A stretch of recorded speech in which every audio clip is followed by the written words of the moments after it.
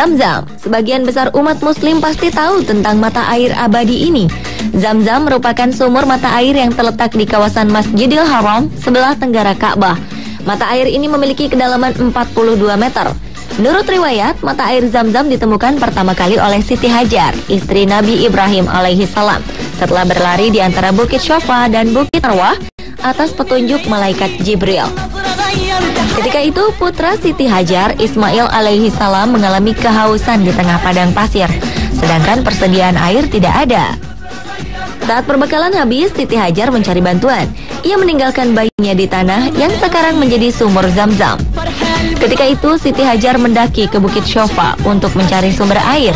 Namun tak terlihat apapun di sini. Ia kemudian pindah ke bukit lainnya, yakni Bukit Marwah, untuk melihat ke tempat yang lebih luas.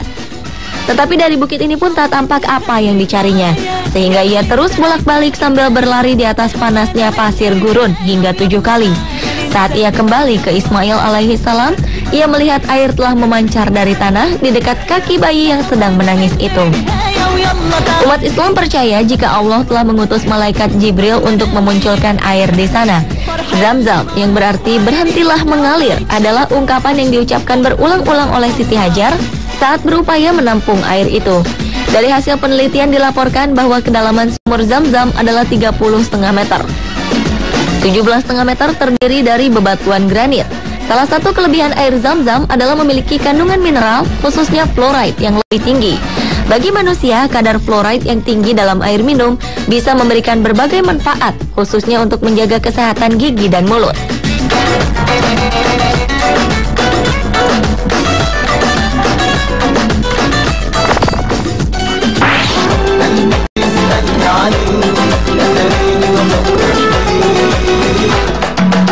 Selanjutnya adalah Gua Sur. Gua ini terletak di Bukit Sur, tepatnya di sebelah selatan Masjidil Haram sejauh 4 km.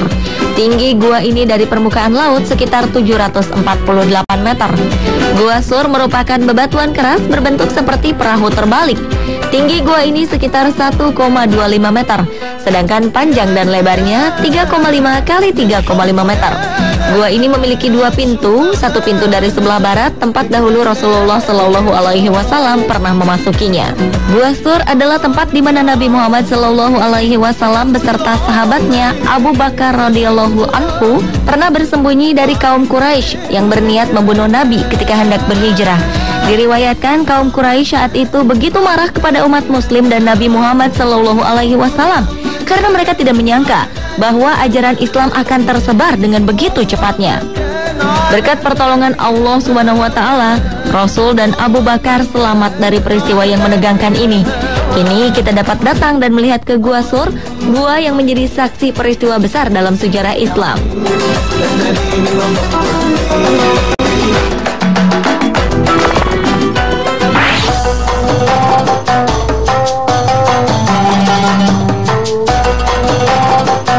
Cerita tentang Bahtera Nabi Nuh menjadi perbincangan di kalangan awam, arkeolog, dan sejarawan dunia. Sejumlah peneliti menemukan bukti-bukti valid tentang keberadaan kapal Nuh. Melalui penelitian selama beratus-ratus tahun, salah satu situs yang dipercaya sebagai jejak peninggalan kapal tersebut terletak di pegunungan Ararat, Turki, berdekatan dengan perbatasan Iran. Diperkirakan, ukuran perahu itu memiliki luas 2.300 meter dengan panjang sekitar 152 meter, lebar 25 meter, dan tinggi 15 meter. Para peneliti ini pun berhasil masuk ke dalam bahtera ini dan mengambil foto dari beberapa spesimen. Spesimen yang mereka ambil berusia 4.800 tahun dan sangat cocok dengan apa yang digambarkan dalam sejarah. Dikisahkan dalam Al-Quran, Nabi telah berdakwah selama puluhan tahun, tetapi umatnya tidak mau mengikuti ajarannya dan tetap menyembah berhala. Allah kemudian memerintahkan Nuh untuk membuat bahtera. Melalui wahyunya, Allah membimbing Nuh membuat bahtera yang kuat untuk menghadapi serangan topan dan banjir. Bahtera Nuh dianggap merupakan alat angkutan laut pertama di dunia.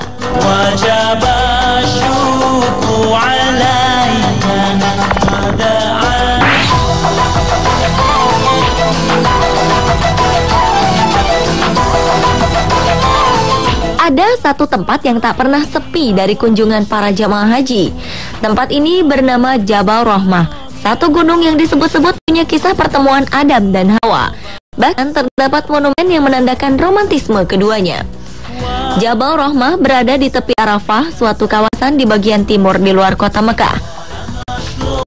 Rahmah memiliki arti kasih sayang. Nama ini diambil dari suatu kisah yang diyakini oleh umat muslim, yaitu pertemuan antara Adam dan Hawa. Ketika Adam dan Hawa diturunkan ke bumi oleh Allah Subhanahu wa Ta'ala, mereka terpisah. Hingga akhirnya kedua manusia pertama di muka bumi ini bertemu di Jabal Rahmah. Untuk mengenangnya, di atas Jabal Rahmah terdapat suatu tugu persegi 4 yang terbuat dari beton dengan lebar 1,8 meter dan tinggi 8 meter. Masyarakat setempat percaya lokasi bertemunya Adam dan Hawa persis di titik tugu ini.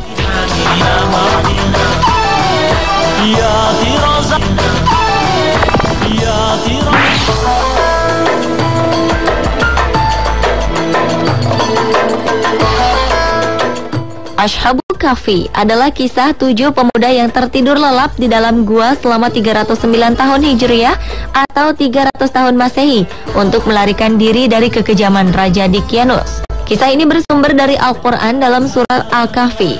Menurut beberapa sejarawan Islam, ketujuh pemuda ini bernama Maksalmena, Martinus, Castunus, Bairunus, Danimus, Yathbunus, dan Tamlika, serta seekor anjing bernama Kitmir yang dipercaya sebagai anjing yang akan masuk surga.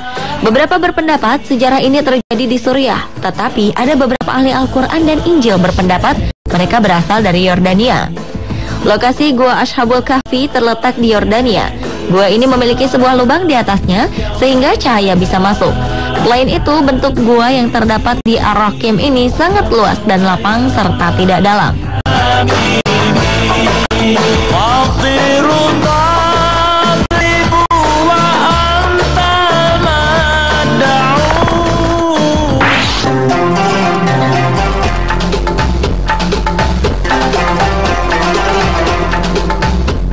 Pada akhir 1988, seorang arkeolog bernama Ron Wyatt menyatakan bahwa dirinya telah menemukan beberapa bangkai roda kereta tempur kuno di dasar Laut Merah. Menurutnya, ini adalah bangkai kereta tempur Fir'aun yang tenggelam di lautan ketika mengejar Nabi Musa alaihi salam dan pengikutnya. Selain menemukan beberapa bangkai roda kereta, Wyatt bersama timnya juga menemukan beberapa tulang manusia dan tulang kuda di tempat yang sama. Lokasi penyeberangan diperkirakan berada di Teluk Aqaba di Nuweiba. Kedalaman maksimum perairan di sekitar lokasi penyeberangan adalah 800 meter di sisi ke arah Mesir dan 900 meter di sisi ke arah Arab. Sementara itu, di sisi utara dan selatan lintasan penyeberangan, kedalamannya mencapai 1.500 meter. Menurut kitab suci Islam maupun Kristen, Nabi Musa alaihi salam memimpin umat Yahudi keluar dari Mesir atas kejaran Fir'aun pada 3.000 tahun lalu. Saat itu, Nabi Musa alaihi salam membelah Laut Merah untuk dapat dilintasi oleh rombongan Musa sebelum menutup kembali dan menenggelamkan bala tentara Fir'aun.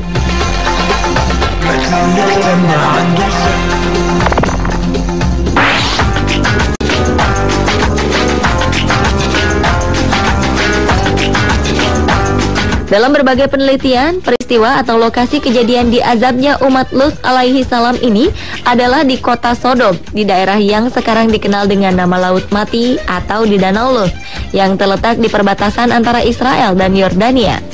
Dijelaskan umat Nabi Lut ini dihancurkan dengan cara dijungkir balikan, lalu dihujani dengan batu belerang. Selama ribuan tahun terkubur, kini jejak atau sisa-sisa kehancuran umat Nabi Lut berhasil ditemukan oleh para arkeolog di sekitar Laut Mati. Kejadian yang menimpa kaum Lut seperti yang disebutkan dalam Al-Quran diperkirakan terjadi sekitar 1800 sebelum Masehi. Berdasarkan pada penelitian arkeologis dan geologis, peneliti Jerman Werner Keller mencatat bahwa kota Sodom dan Gomorrah benar-benar berada di lembah Sidim yang merupakan daerah terjauh dan terendah dari Danau Lut.